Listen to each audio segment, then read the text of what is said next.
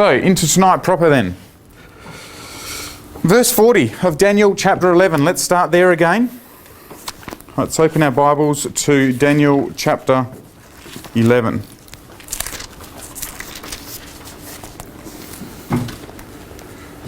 Reminder of this key phrase which we have, which comes up in Daniel chapter 11 and verse 40, where it says, "And at the time of the end."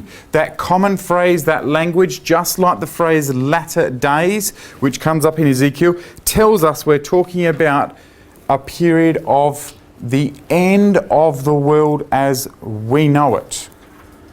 But it's not the end of the world literally. There's not some great destruction of the earth. It's not the end of the world physically.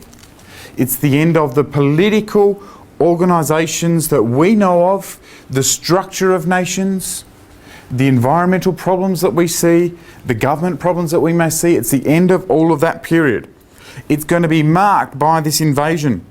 We're going to see a king that comes down from the north, and we've gone through all of that over the last few nights.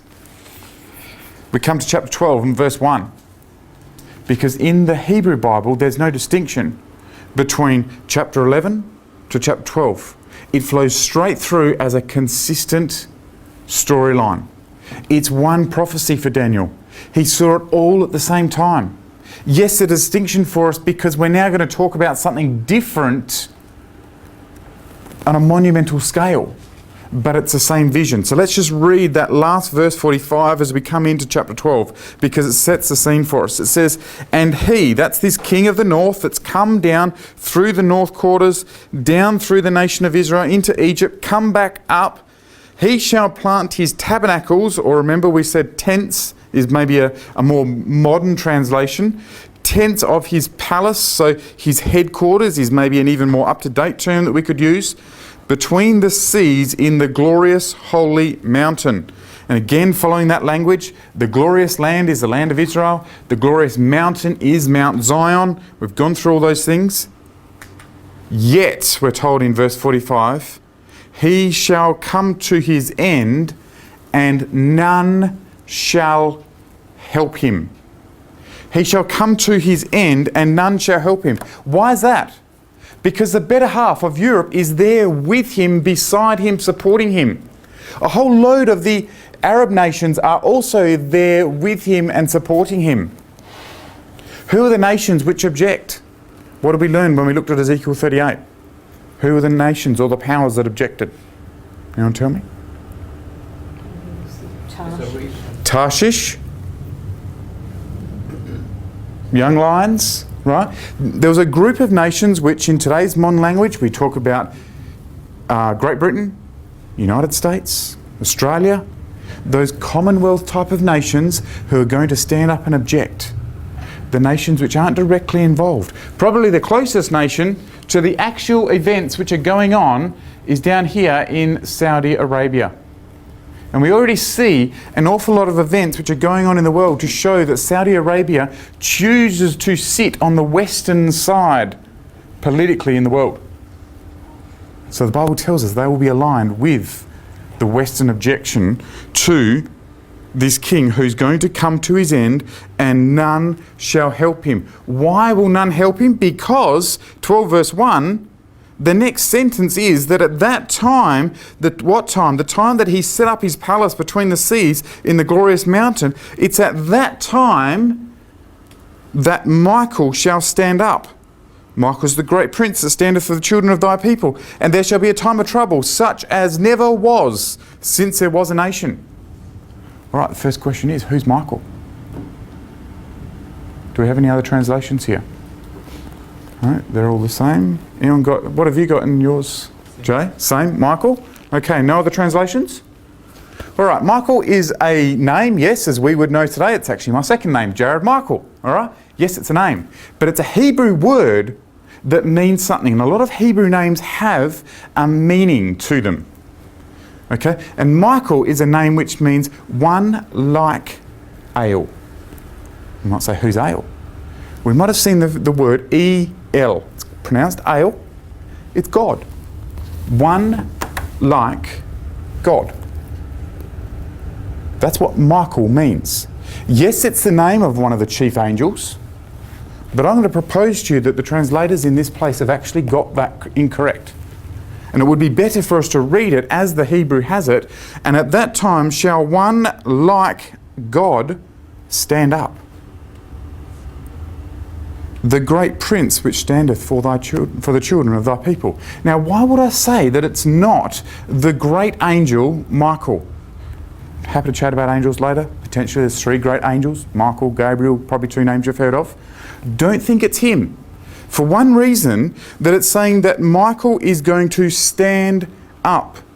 So that means that he was currently in the position of sitting down.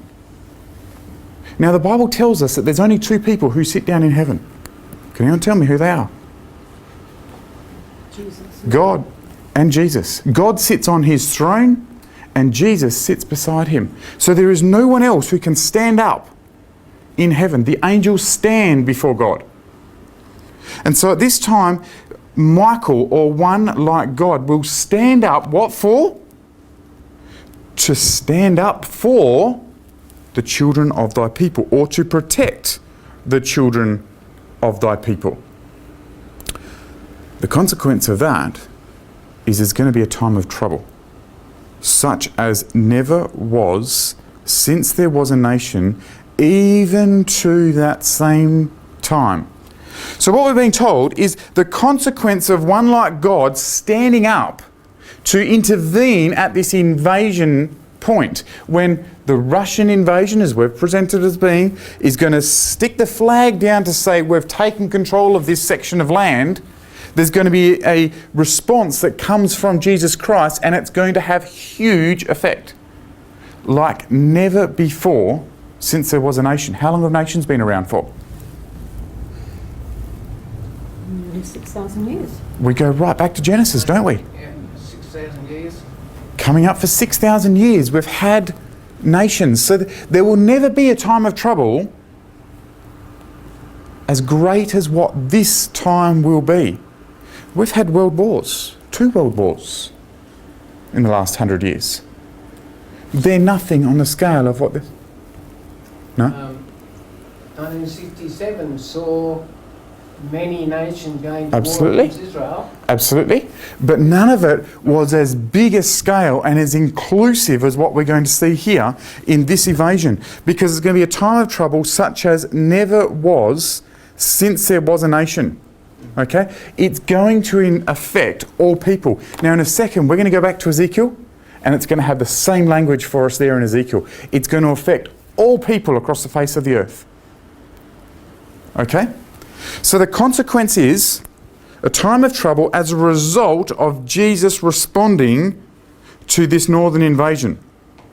There's more consequences than that. It doesn't end there. Yes, there will be a time of trouble. It will be an enormous time of trouble. Semicolon. Verse 1, we're still there, 12 verse 1. And at that time, thy people, Daniel, shall be delivered. Everyone that's found written in the book of life. Now I propose to you that is 2 groups of people. Daniel, at that time, thy people shall be delivered, Daniel. Your people. Who's Daniel's people? It's the nation of Israel. But there's also another group of people that are found written in the book of God, or the book of life that God records of people. Okay, and their lives and who's going to be saved. And we could read the context of chapter or verse 2 that says, and many of them that sleep or that have been dead in the dust of the earth shall awake and be resurrected to newness of life. Okay? So it's a critical time which is going to introduce God changing the world around to a point where there will be people living in the earth that give glory and give honour to God, rather than all the nations going about their own ways, doing their own things, as we've seen in the previous verses. That's my interpretation of it, you might say. Let's come over to Ezekiel and let's see how Ezekiel, the parallel prophecy that talks about the same events, has the same ideas.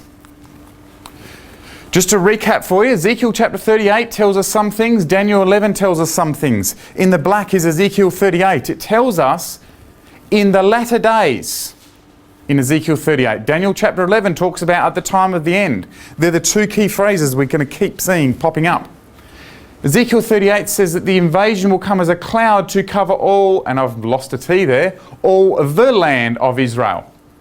Daniel chapter 11 says that he will overflow into the glorious land, which is Israel.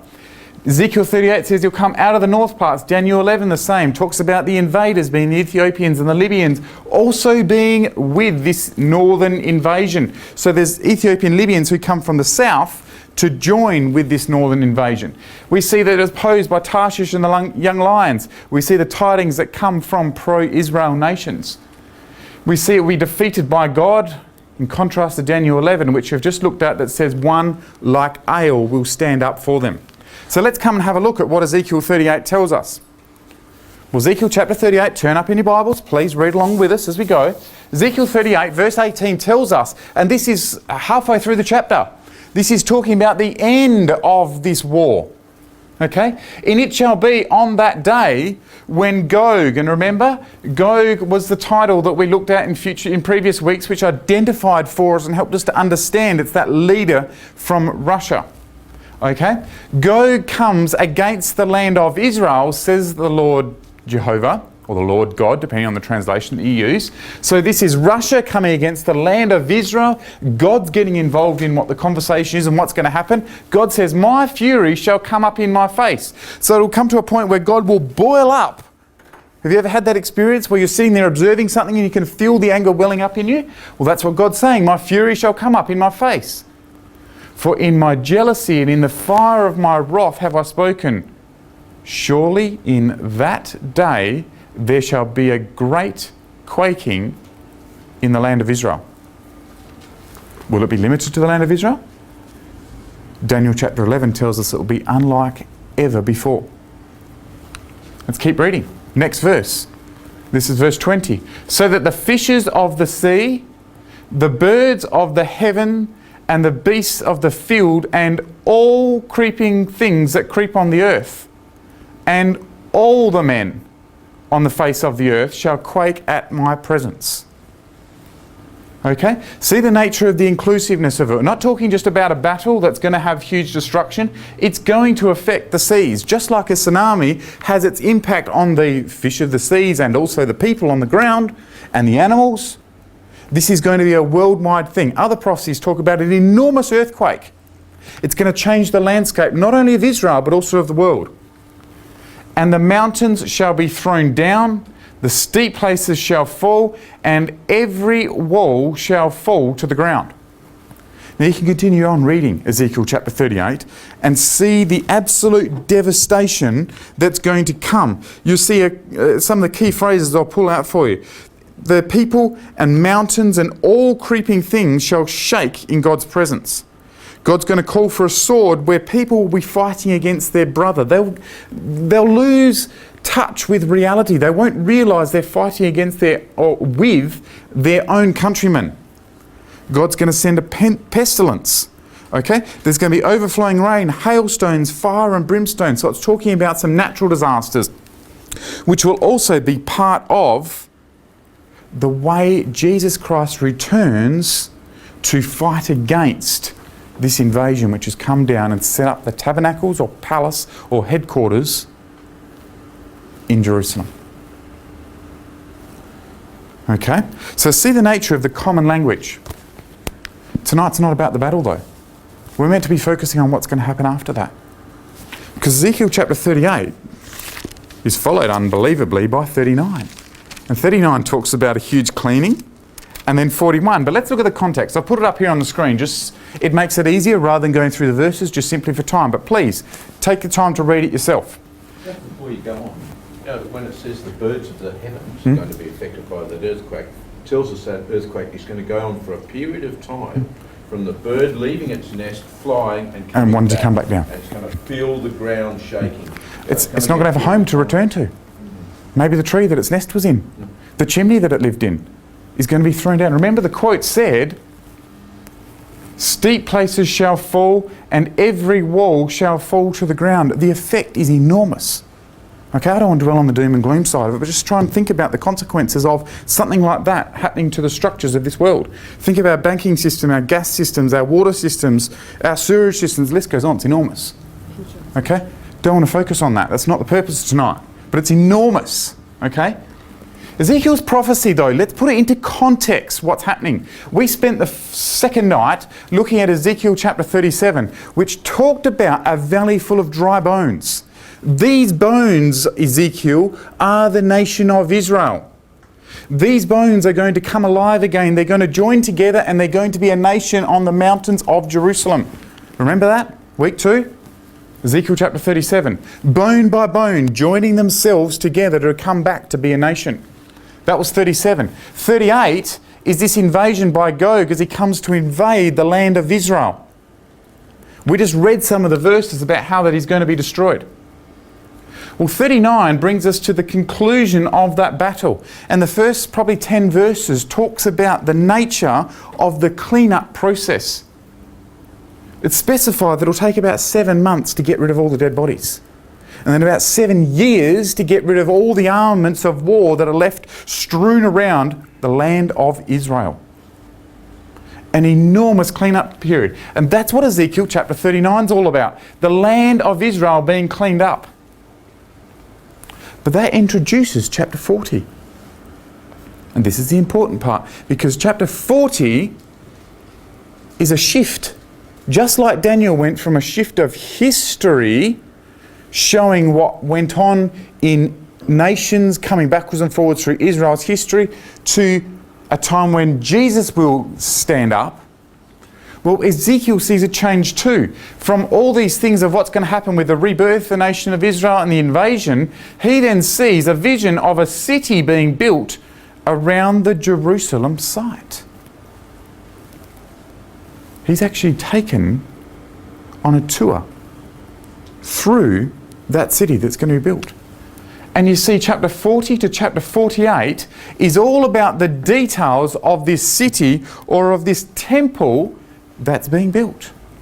We're given minute details, size, proportions of the porches, of the gates, of the rooms, of the courtyards, of the tables, the ornaments, the altars, all sorts of things which will be there inside this city that's going to be built around Mount Zion, or as we know today, Jerusalem.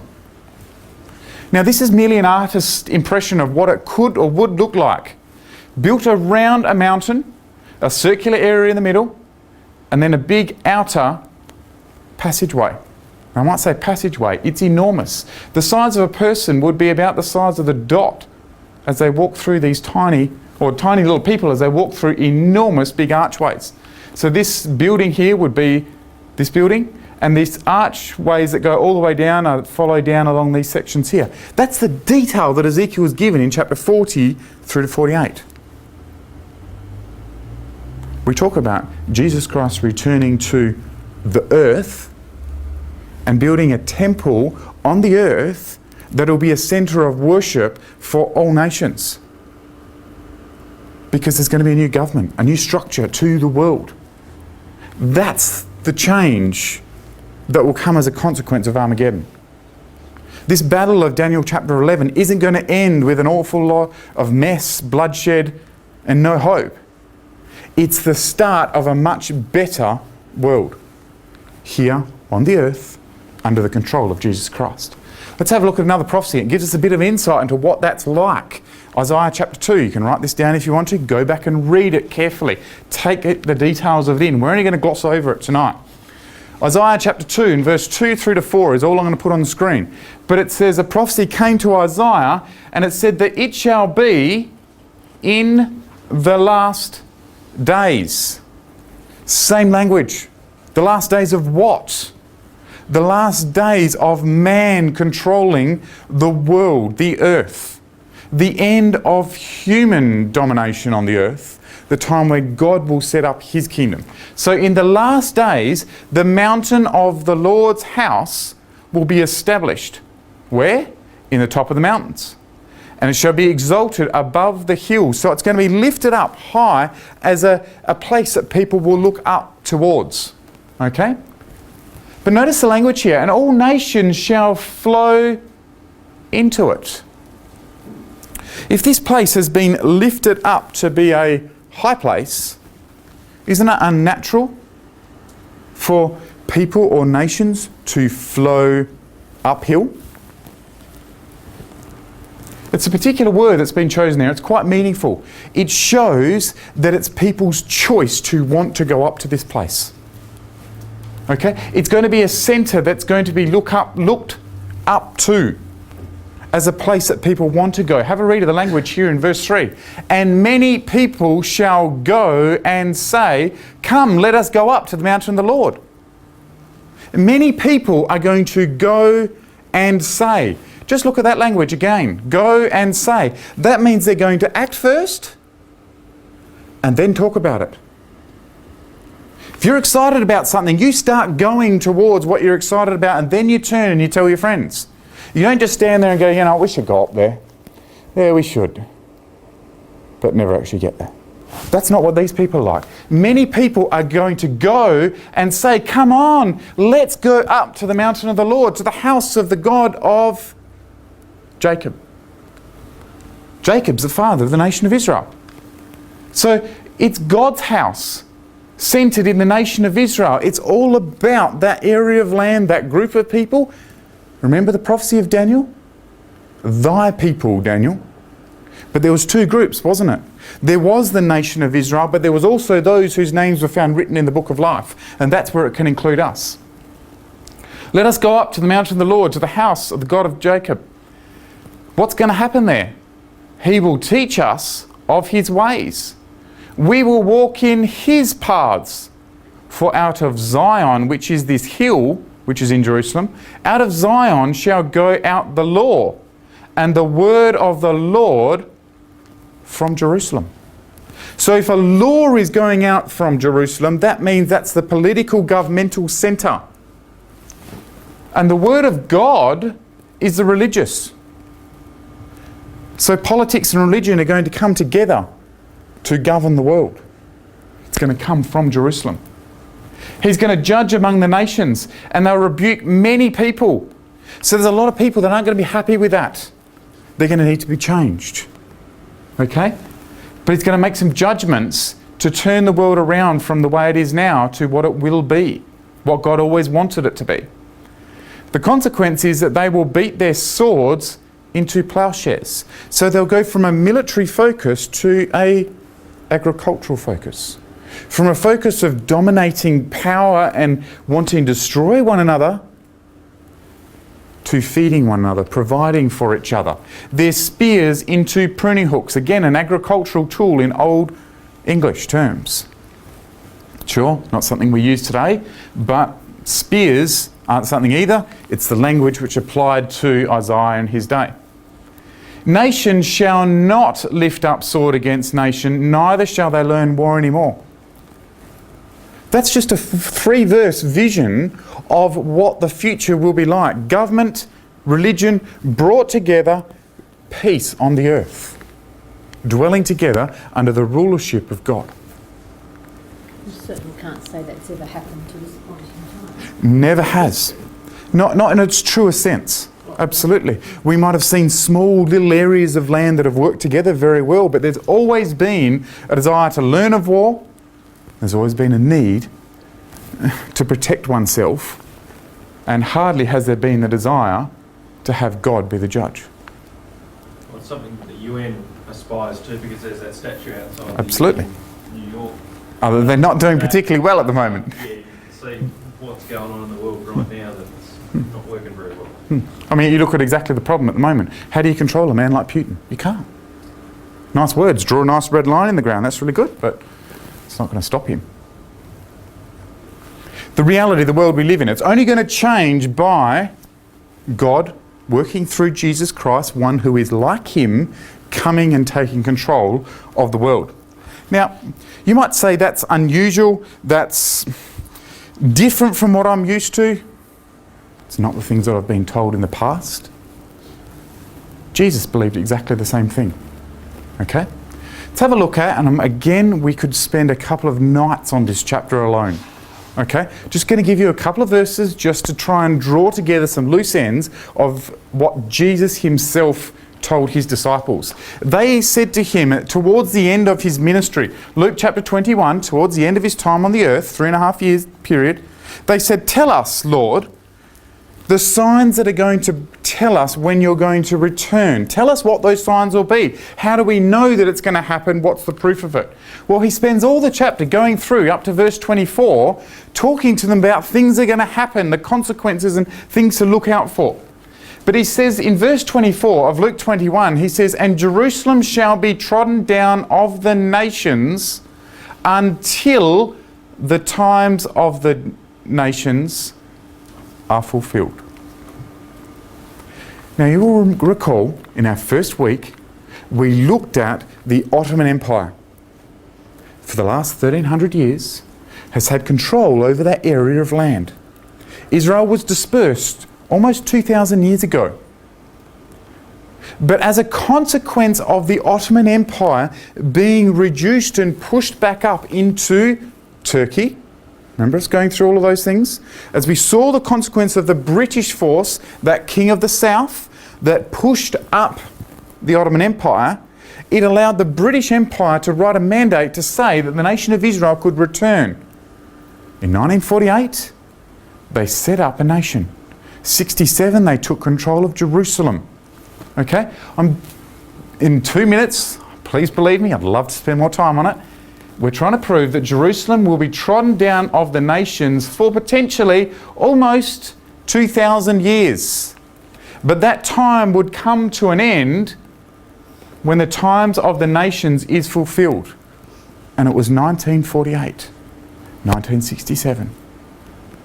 It's all part of Daniel chapter 11 verse 40, in the little semicolon or colon that sits between the time when the king of the south will push and the king of the north shall come back down.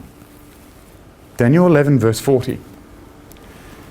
He says, at that time, disciples, when Jerusalem is back in the hand of the Jews, there's going to be signs in the sun, in the moon and the stars, and the earth will be and on the earth will be anxiety of nations with perplexity, the sea and the waves roaring. Now, some of that language is symbolic, yes. Signs in the sun, moon and stars. I'd suggest that it's talking about political powers.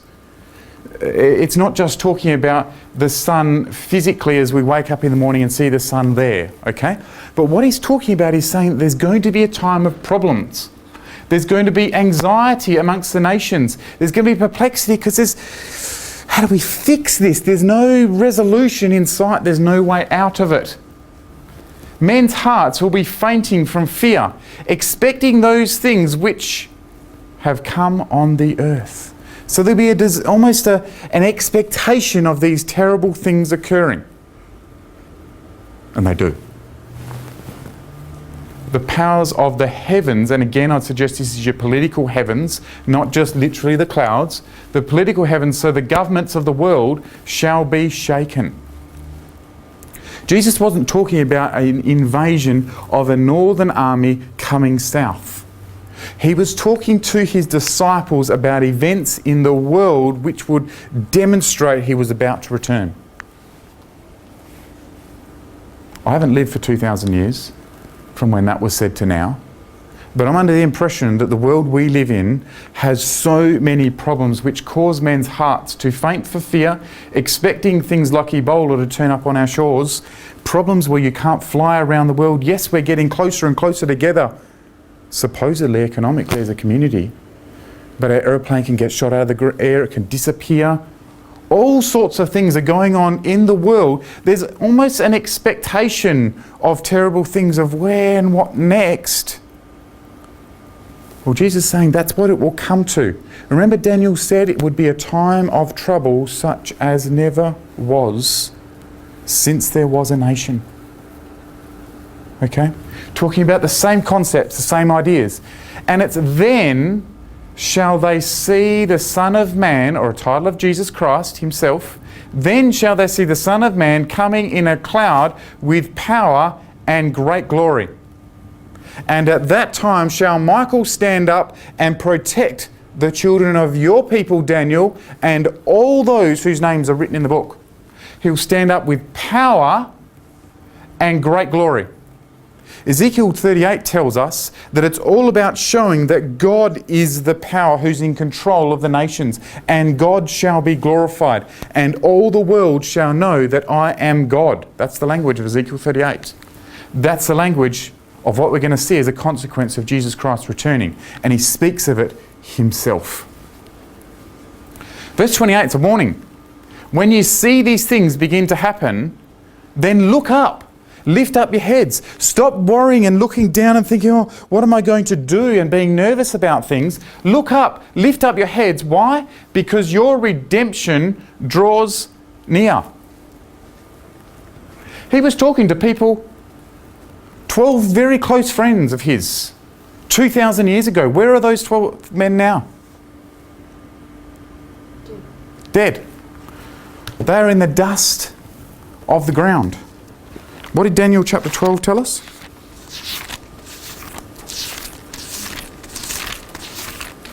Sorry, I closed it.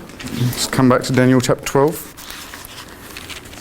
We went through that whole period of a time of trouble such as never was. And at that time shall thy people, Daniel, be delivered, everyone that's written in the book. Verse 2, and many of them that sleep in the dust of the earth shall awake.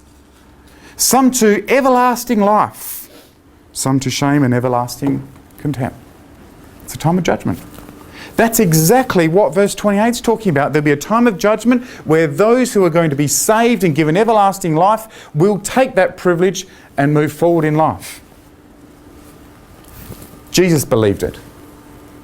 He followed the same order of events that Ezekiel prophesied, that Isaiah prophesies, that Daniel prophesies, Zechariah prophesies, Joel prophesies, and the list go on. Exactly the same as what he showed to the Apostle John in Revelation, in visions, in the book of Revelation. Exactly the same ideas, talking about the same periods of history.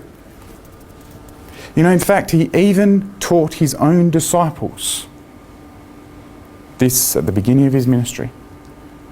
Because they came to him and they said, Lord, teach us to pray like you pray.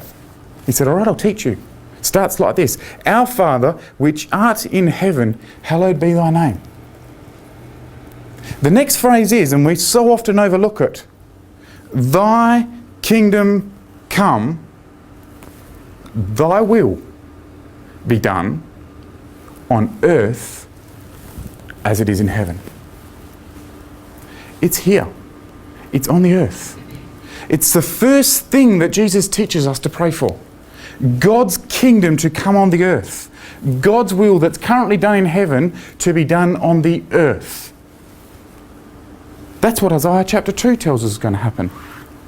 A time where God's law is taught, where God's judgments go out from Zion. We live in exciting times. There is so much happening in the world. We've looked at that in previous weeks to show that what's happening in the world is aligning all the nations exactly as the prophecies have shown. What we expect to see is exactly what we put in that comic, in that slide, where it showed the old news through to what we expect to see in the near future, to the final end of Daniel chapter 11, which we know will not end there, but it'll go on to a much more glorious time when Christ will return to the earth.